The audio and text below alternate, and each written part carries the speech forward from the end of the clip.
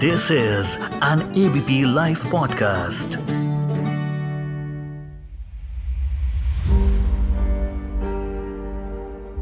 दिल्ली में कोरोना की वजह से 2 साल बाद नए साल का जश्न मना।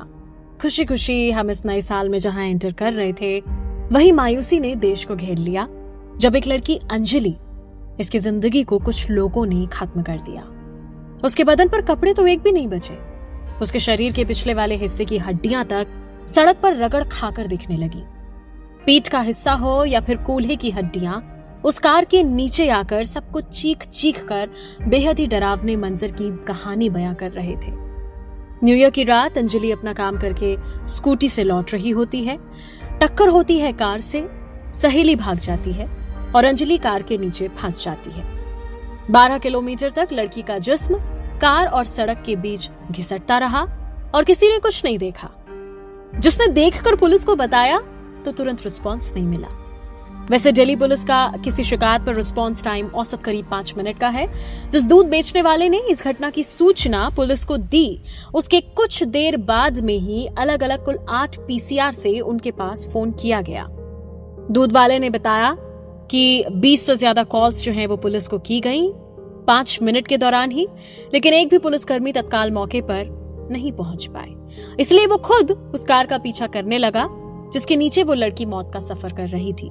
दूध वाले ने बताया कि करीब 40 मिनट बाद जब लड़की की लाश कार से नीचे गिरी, तब वहां पुलिस पहुंच पाई थी। ऐसे में पुलिस की लापरवाही पे क्या कोई कार्रवाई होनी चाहिए? खुदा ना खास्ता कभी आपके साथ ऐसा हो तो पुलिस पर एक्शन लेने के लिए आपका पहला कदम क्या होना चाहिए? क्या है आपके हक? जानिए आज FYI में सिर्फ ABP लाइव पॉडकास्ट पर, जहां मेरे साथ सुप्रीम कोर्ट के अधिवक्ता विराज कदम जुड़ चुके हैं। Welcome to ABP live podcast sir. Thank you. Corona की वजह से 2 साल बाद दिल्ली में नए साल का जश्न मनाया जा रहा था। इसकी सुरक्षा में कुल 16,500 से ज्यादा पुलिस कर्मियों को पूरे शहर में तैनात किया गया था। 1,000 से ज्यादा ट्रैफिक पुलिस कर्मियों की तैनाती थी। 20 कंपनी अतिरिक्त फोर्स की तैनाती थी। 1200 से ज्यादा पीसीआर और 2,000 से ज्यादा बाइक पेट्रोलिंग की ड्यूटी थी। 2,500 महिला फोर्स भी तैनात थी। शहर में जगह जगह 1,600 से ज्यादा पिकेट लगाई गई थी। 31 दिसंबर को शाम 4 बजे से सुबह 4 बजे तक के लिए स्पेशल ड्यूटी लगाई गई थी ताकि कोई बड़ी घटना ना हो। इन आंकड़ों को देखकर तो लगता है कि अगर किसी लड़की को कार के नीचे घसीटा जाए तो उस पर पुलिस की नजर तो पड़ जाएगी, पर अफसोस ऐसा कुछ नहीं हुआ। और इसीलिए मेरा पहला सवाल यही है, कल को किसी भी लड़की के साथ कोई अनहोनी हो जाए सड़क पर और पुलिस का रिस्पांस इसी तरह लेट या ना मिले तो हमारे हक क्या होंगे? पुलिस के खिलाफ हमारा पहला कदम क्या होगा? कहाँ जाएंगे?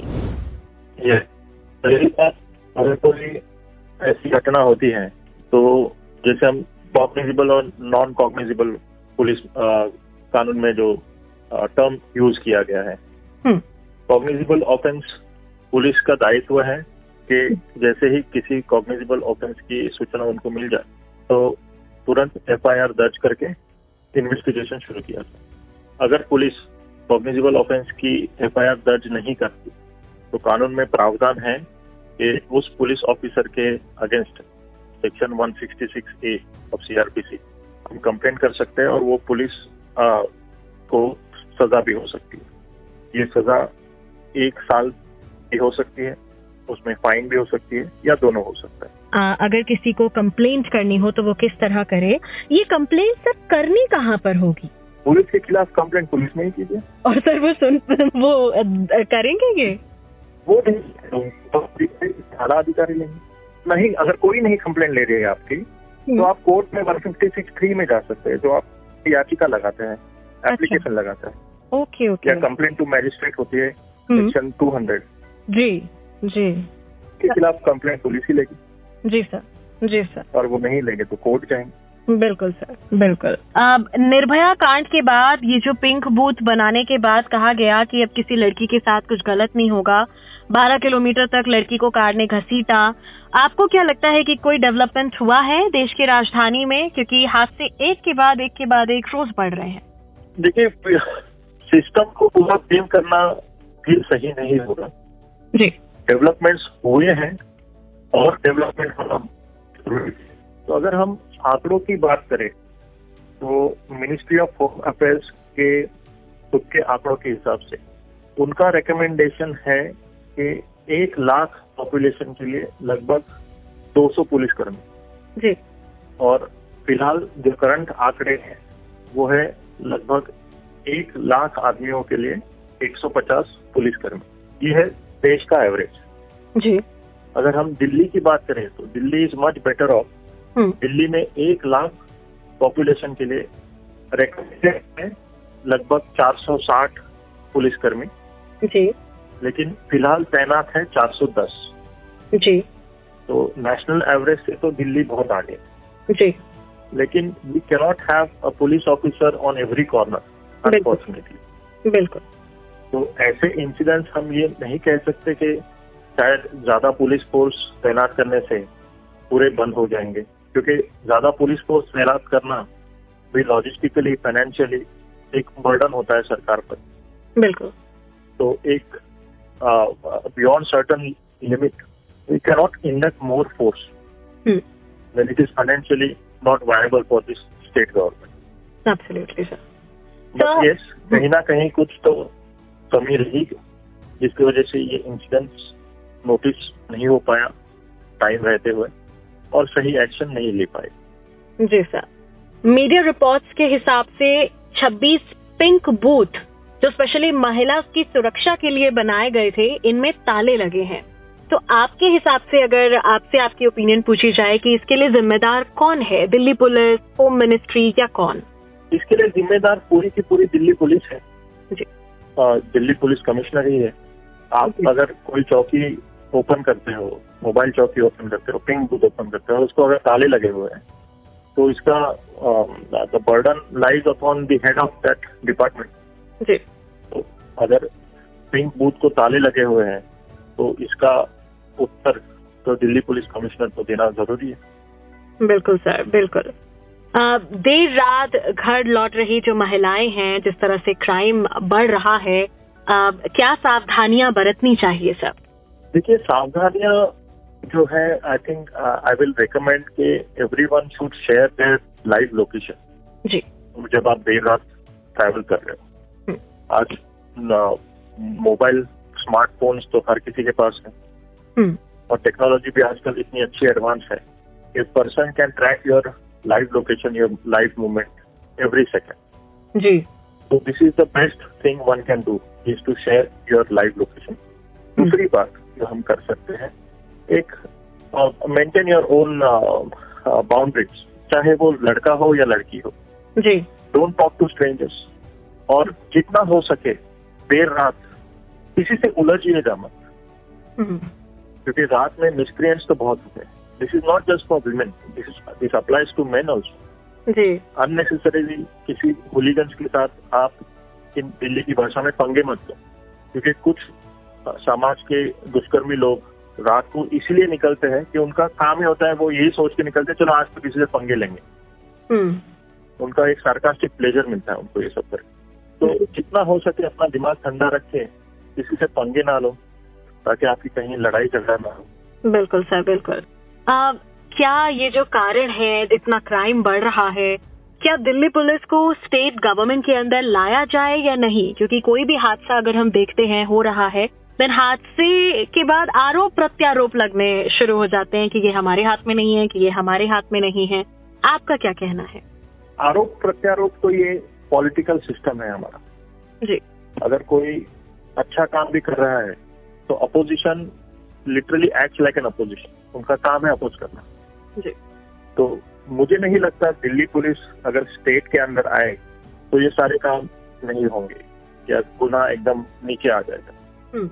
क्योंकि स्टेट के पास ऐसे क्या तथ्य है जो ये बताएंगे कि अगर हमारे पास होते तो हम ये करते, हम वो करते। जिन राज्यों में पुलिस राज्य सरकार के पास, क्या वहां पे क्राइम नहीं होता? आप क्राइम रिकॉर्ड निकाल लो। इनफैक्ट अगर आप नेशनल रिकॉर्ड देखे जाए तो शायद Delhi is doing much better, और यूनियन टेरिटरीज जहाँ पे पुलिस जो है वो सेंट्रल गवर्नमेंट के अंदर आती है,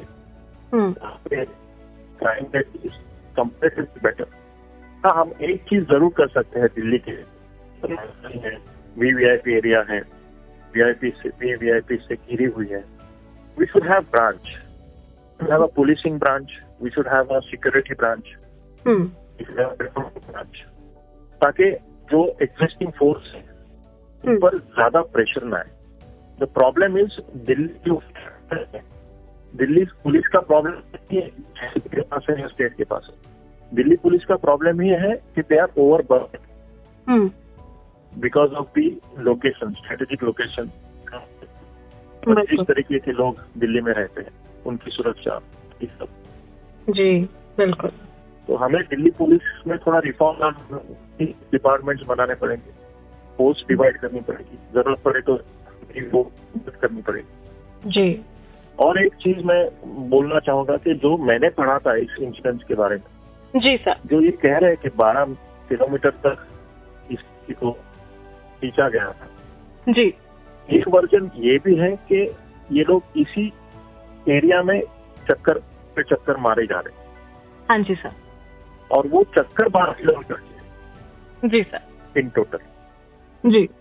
तो पिलर ए से पिलर बी तक अगर आप 50 राउंड मार रहे हो और उस पिलर में अगर कोई चौकी नहीं है, तो you can't simply blame police. बिल्कुल। क्योंकि कभी कभी ये सामाजिक तत्व जो ये ऐसे होते हैं, उनको पता है कि अच्छा यहाँ पे पुलिस होती है, यहाँ पे इस कॉर्नर से इस कॉर्नर तक पुलिस नहीं है, तो हम उधर ही थोड़ा घूम लेंगे। यू नो, अगर वो लोकल्स हैं, आसपास के जानकार हैं, तो हम ये नहीं कह सकते कि 12 किलोमीटर तक पुलिस नहीं। अगर वो 12 किलोमीटर का राउंड वही 1-2 किलोमीटर में ही लगा है, जी, then you can't blame police completely. बिल्कुल। बट यस, अगर पुलिस को पीसीआर कॉल मिली थी, इंसिडेंट्स के बारे में बताया गया था, उसके बाद अगर पुलिस हरकत में नहीं आई है टाइम रहते हुए, और जो भी ऑफिसर होगा जिसने ये इंफॉर्मेशन दी और पास नहीं की या प्रॉम्प्ट एक्शन नहीं ली, परमानेंट इंक्वायरी तो उसके ऊपर होगी, सस्पेंड होगा, जो भी दिल्ली पुलिस के मैनुअल के हिसाब से एक्शन तो होगी, जरूर होगी। बिल्कुल sir. But incident is unfortunate. बहुत बहुत शुक्रिया एडवोकेट विराज कदम हमारे साथ जुड़ने के लिए एबीपी लाइव पॉडकास्ट पर। सबसे यही कहूंगी कि ऐसी ही तमाम जानकारियों को जानने के लिए सुनते रहिए रोजाना FYI, शेयर कीजिए अपने करीबियों के साथ। इस ऑडियो को प्रोड्यूस किया है ललित ने। मैं मानसी हूँ आपके साथ सिर्फ एबीपी लाइव पॉडकास्ट पर।